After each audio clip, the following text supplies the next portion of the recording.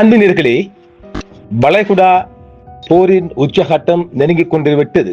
கிட்டத்தட்ட உத்தரவு மாத்திரம் பாக்கி இருக்கின்றது மற்றும் எல்லாமே கச்சிதமாக முடிந்திருக்கின்றது. இந்த ரெக்கார்டிங் தருகின்ற போது வளைகுடாவில் அமெரிக்காவின் பாரிய ஆர்மடா வந்துவிட்டான். இதுதானே ரம் சொல்லிக் கொண்டிருந்த நெய்னா, எங்கட பாரிய நேவி சிப் வருகுது என்று இதோ வந்துட்டான். அப்ப ஆக இப்ப யுத்தத்துக்கு ரெடியான உடனே இப்ப உடனடியாக ஈரான் ஒரு வேலை செய்திருக்கின்றது. அவசரமாக ஒரு ராணுவ குழுவை, உயர்மட்ட ஒரு ராணுவ குழுவை உடனடியாக பெய்ஜிங் சைனாக்கு அனுப்பிட்டு இன்று இலங்கை நேரப்படி இன்று காலையிலேயே அந்த குழு பெய்ஜிங் அறிஞ்சுக்கிறாங்க. எதுக்கு போய்க்கிறாங்க? சீனாவின் CM-302 சூப்பர்சோனிக் ஏவுகணைகளை கொண்டு வர போய்க்கிறாங்களாம். அதற்கான இது ஏற்கனவே 2 ஆண்டுக்கு முதல்ல பேசப்பட்ட விடயம்தான். இது திடீரென்று பேசப்பட்ட விடயம் அல்ல. இதை சீனா கொஞ்சம் இழுத்து வந்திருக்கு. அடே இவண்ட கையில கொடுக்க கூடாதுண்டு. இப்ப ஆபத்து நெருங்கிட்டு இல்ல, உச்சகட்டத்துக்கு வந்துட்டு இல்ல. சைனாவும் வேற வழி இல்லை. இப்ப சைனாவும் இங்கே மாமன் மச்சான் என்பதுக்கு அப்பால் ஹார்முஸ் ஜலசந்தியில அவங்களோட எரிபொருள் போக்குவரத்து குறைஞ்சிடும், போக்குவரத்து தடைப்படும். யுத்த காலமாக மாறுகின்ற போது சீனாவுக்கான எரிபொருள் போக்குவரத்து, அதாவது இந்த ஆயில் டிரான்ஸ்போர்ட் முற்று முழுதாக ஸ்தம்பிதம் அடைந்துவிடும். அதனால் ஈரானை பாதுகாக்க அல்லது ஈரான் அமெரிக்காவை எதிர்கொள்ள தன்னிடம் இருக்கின்ற அத்தனை வலுவான ஆயுதங்களையும் சைனாவுக்கு வழங்க வேண்டிய ஈரானுக்கு வழங்க வேண்டிய ஒரு பாரிய பொறுப்புக்குள் சீனா தள்ளப்பட்டிருக்கின்றது. அந்த வகையில இன்று இலங்கை நேரப்படி காலையில ஈரானுக்குரிய ராணுவ உயர்மட்டம் ஒன்று போயிட்டாங்க. அங்கு போய் இந்த CM-300 சூப்பர்சோனிக்க ஒரு வெரி ஷார்ட்லி இறக்க போறாங்க. இதுதான் இன்றைய உலகத்தின் ஒரு முக்கியமான செய்தியாக பார்க்கப்படுகின்றது. அமெரிக்க நெய்னா ஏற்கனவே சொன்னது போன்று அவருடைய பாரிய ஆர்மடா வளைகுடாவை நுழைஞ்சிட்டாங்க. புரியுதுங்களா? இப்ப நாம நேற்றே சொல்லி இருக்கிறோம், பந்தர் அப்பாஸ்ல மிகப்பெரிய ஒரு அழிவு இருக்கும் என்று. அது நாம ஏற்கனவே சொல்லி இருக்கிறோம் இல்ல. அதாவது அமெரிக்கா இன்னும் கொஞ்சம் ஸ்ட்ராங்கா பாக்குறோம். அதாவது அமெரிக்காட ஈரான பின்புலத்தை கொஞ்சம் பாக்குறாங்க. அந்த வகையில பந்தர் அப்பாஸ்ல மிகப்பெரிய மனித உயிர் இழப்பதற்கான அதிக வாய்ப்பு இருக்குது. நம்ம ஏற்கனவே அது குறித்து சொல்லிக்கிறோம். பந்தர் அப்பாஸ்ல இவங்க, அதாவது ஹார்முஸ் பந்தர் அப்பாஸ், இந்த ரெண்டுக்கும் தான் மிகப்பெரிய போர் முனையமாக வருகின்றது. இந்த ஹார்முஸ் ஜலசந்தியில பந்தர் அப்பாஸுக்கு நுழைகின்ற போது நாம் ஏற்கனவே சொல்லியிருக்கிறோம் இல்ல, புலிகள் போன்று மரபு வழி போராளிகள், பாகிஸ்தான் தாடிக்காரர்கள் மரபு வழி யுத்த போராளிகள். அப்ப இவங்க அமெரிக்கா துவக்க மட்டும் கன் பாயிண்ட், துப்பாக்கிய மாத்திரம் நம்பி ஷொட்கான் செய்றவங்களுக்கு மரபு வழி யுத்தத்தில் தாக்கு பிடிக்க மாட்டாங்க. மிகப்பெரிய 40,000 படைகள் நிலை கொண்டிருக்குது ஈரானை சுற்றி. அப்ப 40,000 படையில மிகப்பெரியவர் டெல்டா போஸ்ட் கூட இதுக்குள்ள நுழைய போறாங்க. எங்க பந்தர் அப்பாஸ்கள். அப்ப டெல்டா போஸ்ட் எல்லாம் நுழைந்து அங்க ஒரு முகத்தில் கரிபூசி வருமானால் அமெரிக்கா மிகப்பெரிய தோல்வி, பக்கம், அவமானம், அசிங்கம், இப்படி ஏராளம் எக்ஸெட்ரா போயிட்டே இருக்கும். அந்த மாதிரி ஒரு நிலைமையில தான் இப்பொழுது அமெரிக்கா எதிர்கொண்டிருக்குது. இந்த நிலைமையில் நாங்கள் எடுத்து சொல்லுவோமானால், தெஹ்ரானின் ஜலசந்தியில சமநிலைக்கு வந்துட்டாங்கல்ல. இப்ப ஜலசந்தியில 2 பேர் நாங்க ஏற்கனவே சந்திக்கிறோம். 2 பேரும் தங்களுடைய பாக்ஸிங் நம்ம சமநிலைய உச்ச சக்தியை பயன்படுத்துவது.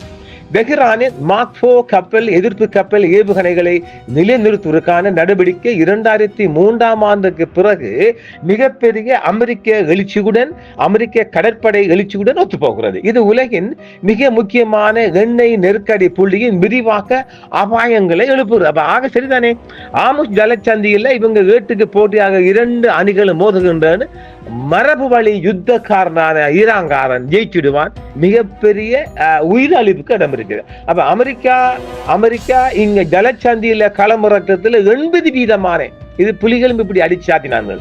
இவங்க ஆழமறியாம காலை போட்டு ஏராளமான அழிவும் நடந்திருக்குது வடக்குல.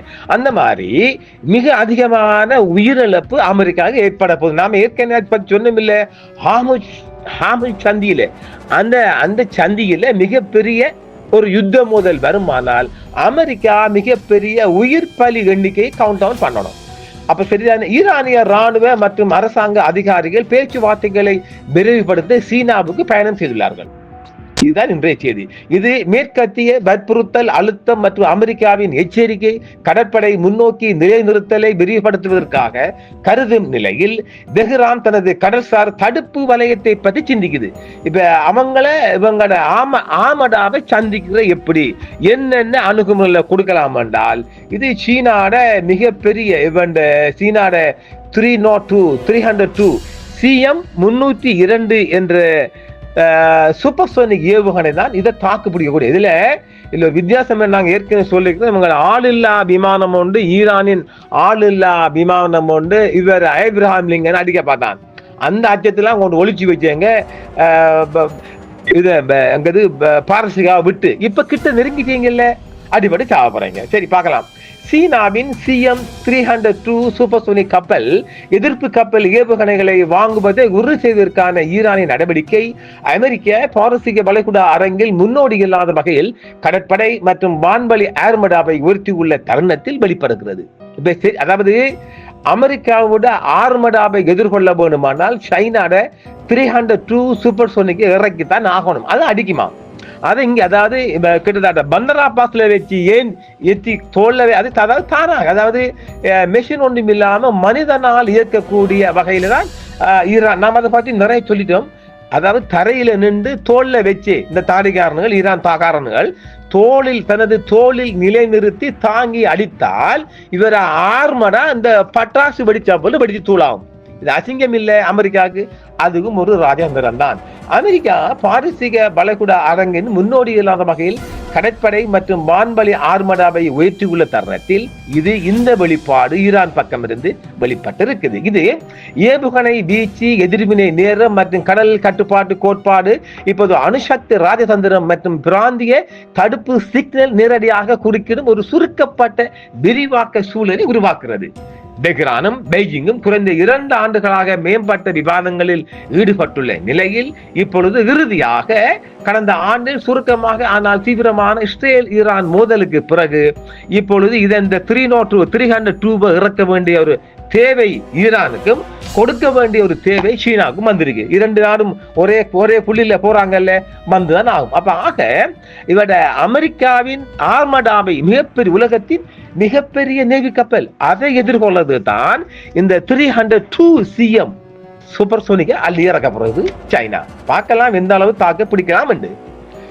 CM-302 280-290 கிலோமீட்டர் வரம்பு, கிட்டத்தட்ட 280-290 கிலோமீட்டர் வரம்பு ஈரானின் கடற்கரை ஓரத்தில் ஆழமாக ஏவுதளங்களை வைக்கிறது. இப்பொழுது ஏற்கனவே அதாவது நிலை கொள்ளுவது ராணுவம் அவங்கட பாயிண்ட் எடுத்திருக்கிறாங்க.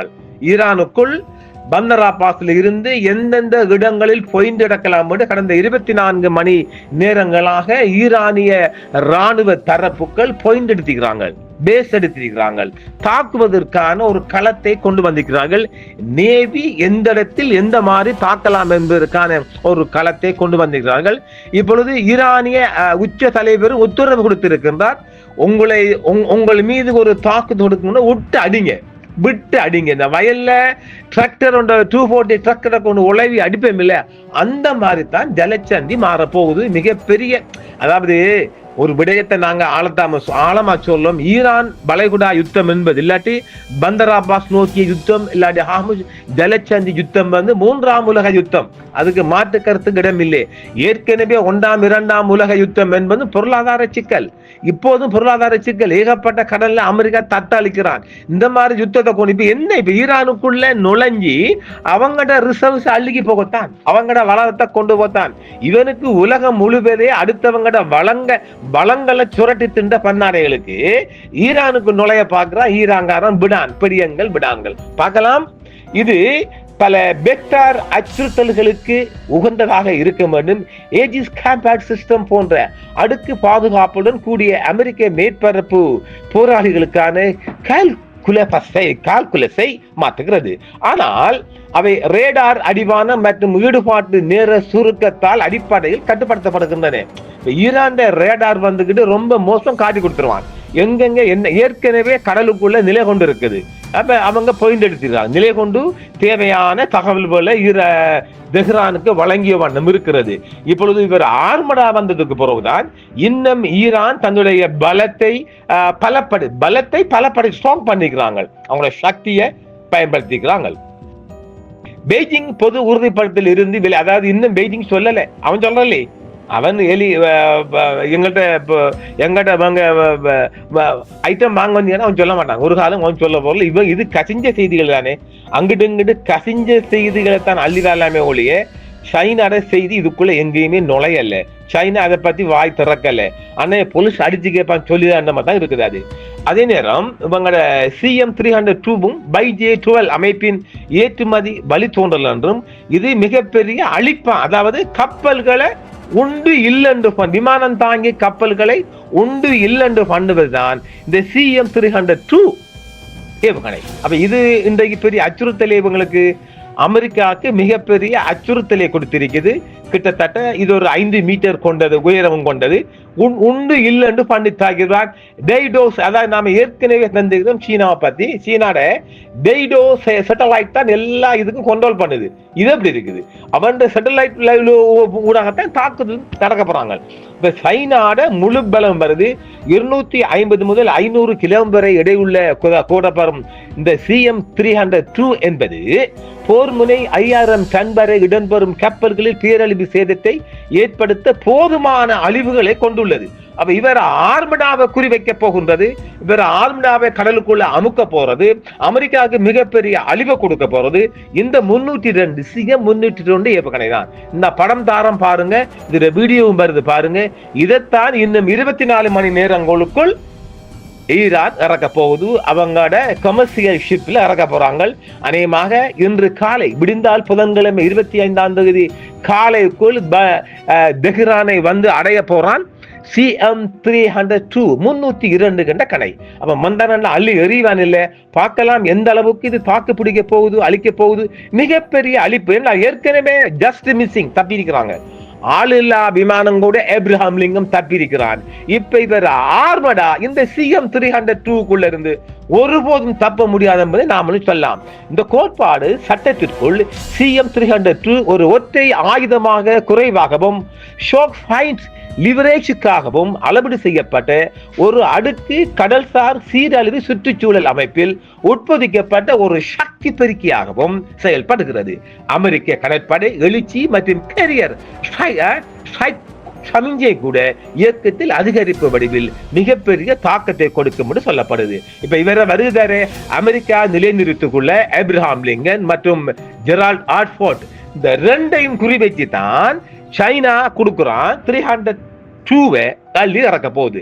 லிங்கன், ஏப்ரஹாம் லிங்கன் ஒமானுக்கு அப்பால் அரபிய கடலில் நிலைநிறுத்தப்பட்டுள்ளது. இவங்க என்னது ஒரு 500 கிலோமீட்டர் தாண்டி வளைகுடாவை போட்டு தான் நிக்கிறாங்க. வளைகுடாவை போக்கஸ் பண்ணி நிக்கிறாங்க, தெஹ்ரானை போக்கஸ் பண்ணி நிக்கிறீங்க, பந்தர் அப்பாஸை போக்கஸ் பண்ணி நிக்கிறீங்க. எதுவானாலும் இந்த 302 வருமென்றால் வந்துடும். எப்படி வந்து சேர்ந்துடும். வந்து சேர்ந்தால் அன்னைக்கு மிகப்பெரிய அழிவை கொடுக்கும். ஈரானின் கடற்கரையிலிருந்து சுமார் 422 மைல்களுக்கு தான் லிங்கன் இருக்கிறார். ஒரு 3 hours ஃபோர்ஸ்ல லீட் பண்ணி வந்துடலாம். இது இந்த லிங்கன் இயங்குவதை சைனாட BeiJ-2 தான் போட்டு கொடுக்குறான். அங்க அவன் சேட்டலைட் போட்டு கொடுக்குறான்ல, ஏற்கனவே அவன் செய்து கொடுத்துக்கிறோம் இல்ல, அவன் போட்டு தேவையான படங்களை தெஹ்ரானுக்கும் சீனாவுக்கும் அனுப்பி கொண்டிருக்கிறான். சீனா சில கேரியர் உத்தரவை கொடுக்குது. இவங்க செயல்பாட்டு அருகாமையில் நிலைநிறுத்தப்பட்டுள்ளன. இந்த வேளையில் E-2 எவாக்ஸ் விமானம் ஜோர்தானின் முஹாக் சால்டி விமான தளத்திற்கு மாற்றப்பட்ட F-15E ஈகிள்ஸ் மற்றும் F-35C லைட்னிங் 2 போர் விமானங்கள் கேரியர்களில் ஏறின. கூட்டாக கண்காணிப்பு, தாக்குதல் மற்றும் வான் பாதுகாப்பு ஏர் டிஃபென்ஸ் சிஸ்டம் ஒருங்கிணைப்பு மேம்படுத்தி இருக்கிறாங்களாம். இப்பொழுது சவுதி அரேபியா, ஜோர்டான் மற்றும் பஹ்ரைனில் உள்ள அமெரிக்க தளங்களுக்கு உபகரணங்களை கொண்டு சென்றுள்ளது. பிராந்திய வான் பாதுகாப்பு நெட்வொர்க்குகளை வலுப்படுத்துகின்றன மற்றும் நீடித்த நடவடிக்கைகளுக்கான தளபாட மீள்தன்மையை விரிவுபடுத்தி இருக்கிறாங்க. இந்த வரிசையில் 150க்கும் மேற்பட்ட விமானங்கள், 14 மேற்பரப்பு போர்க்கப்பல்கள் மற்றும் 30,000 முதல் 40,000 வரையிலான துருப்புகள், நாம் ஏற்கனவே சொல்லிக்கிறோம் இல்ல, இதெல்லாம் ஊர்ஜிதமான அமெரிக்காவுக்குள்ள இருந்து வந்த தகவலைத்தான் இங்க பார்க்கப்படுகிறது. 40,000 துருப்புக்கள் உள்ளடங்கி இருக்கிறாங்க. 40,000 10,000 சிறுகளுக்க வேண்டி வரும். மிகப்பெரிய அவமானப்படப்படும். இது உடனடி தரை படையெடுப்பை விட தண்டனை தாக்குதல்களை அல்லது நேச நாட்டு பாதுகாப்பு தச்செயல்களுக்கு தயாராக இருக்கிறாங்களாம். இந்த சூழலில் ஈரானின் CM-302 கையகப்படுத்தல் மற்றும் வாஷிங்டன் கடல்சார் கட்டமைப்பு ஆகியவை பரஸ்பரம் வலுப்படுத்தும் விரிவாக்க சிக்னல்களை மாற்றுகின்றது. ஆக மிகப்பெரிய ஒரு 3ஆம் உலக யுத்தத்தை நோக்கிய ஒரு மிகப்பெரிய மோதலை ஹாமிஸ் ஜலச்சந்தியில கொண்டு வர போறாங்க. இதைத்தான் பந்தர் அப்பாஸ் மிகப்பெரிய ஒரு எதிர்பார்ப்புடன் இருக்கிறாங்க அமெரிக்க தாடி குரூப்புகள். பார்க்கலாம், மிகப்பெரிய ஒரு செய்தியாக பலம் வந்து கொண்டிருக்கும் செய்தி. அவசரமாக இன்று நள்ளிரவே உங்களுக்கு இறக்குகிறோம். மீண்டும் மற்றும் ஒரு காணொலியில் சந்திப்போம். என்றும் உங்களுடன் சன்ரைஸ் இந்தியா டிவி. சப்ஸ்கிரைப் பண்ணுங்கள், பெல் பட்டனையும் கிளிக் செய்யுங்கள். உங்கள் ஆதரவே எங்கள் சேவை. ஆதரவு தாருங்கள், அரவணைப்போம். மறக்காம சர்ப்ரைஸ் பண்ணுங்க. தேங்க்யூ.